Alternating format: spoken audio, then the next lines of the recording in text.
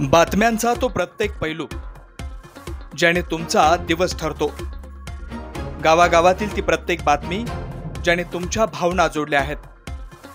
बातम्यांच्या सुरुवातीपासून तर शेवटपर्यंतचा प्रवास। बातम्यांचं ते प्रत्येक सत्य आपल्या आवडत्या KW11 न्यूजवर। आमची विश्वासार्हता, समाजाची लोकप्रियता।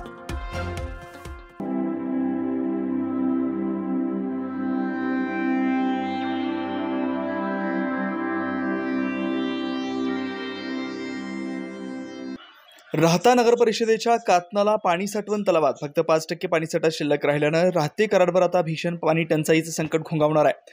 गोदावरी कालव्यातून 2 दिवसात पाणी न आल्यास नागरिकांना 10 दिवसाआड पाणी मिळण्याची शक्यता आहे। राहता नगर परिषद प्रशासनाच्या वतीनं सिंचन विभागाला गोदावरी उजव्या कालव्यातून पाणी सोडण्यासाठी पाणी पुरवठा विभागानं अर्थात नगर परिषद प्रशासनानं पत्रव्यवहार केलेला असून गोदावरी कालव्याला पाणी सुटून 3 ते 4 दिवस होऊन सुद्धा नगर परिषदेच्या साठवण तलावात पाणी न सोडल्यानं राहताकरांना भीषण पाणी टंचाईला सामोरं जाण्याची वेळ येणार आहे।